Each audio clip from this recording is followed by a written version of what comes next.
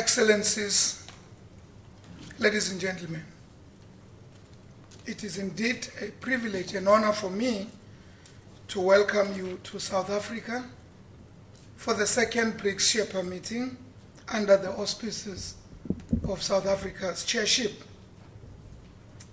As South Africa, we are extremely proud to be hosting the 10th Brics Summit in Johannesburg from 25 to 27 July 2018, the month of Mandela, in the year of Mandela, which will then make it the second Brics Summit to be hosted by South Africa. To further add to the significance of hosting this year's summit is the centenary anniversary of our beloved Tata Nelson Rolihlahla Mandela. The people and government of South Africa have asked the world to join us this year as we mark this important milestone to collectively honor the life and legacy of this icon. Writing in 1993 on the future prospects of South Africa's foreign relations, the late President Mandela reflected on his time while he was on the Robben Island, noting, and I quote, "As the 1980s drew to a close, I could not see much of the world from my prison cell, but I knew it was changing. There was little doubt in my mind that this would have a profound impact on my country, on the Southern African region, and the continent of which I'm proud to be a citizen. Although this process of global change is far from complete, it is clear that all nations will have boldly to recast their nets if they are to reap any benefit from international affairs in the post-Cold War era," unquote. Today, colleagues, the Brics Forum constitute one of the cornerstones of South Africa's foreign policy, the underpinnings of which were envisaged by President Mandela and are put into practice by the current generation. Moreover, this august institution, which I found the correct word for it, the Big Five, marks its own notable anniversary this year as we commemorate the milestone 10th anniversary of Brics Summitry at the highest diplomatic level and initiate the second cycle of Brics cooperation.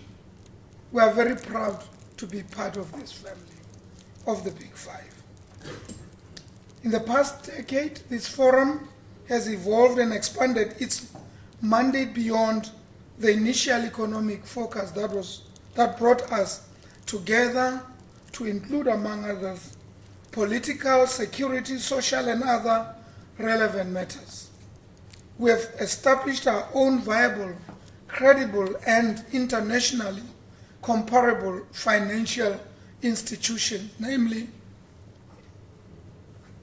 the Contingent Reserve Arrangement and the New Development Bank and its Africa Regional Center.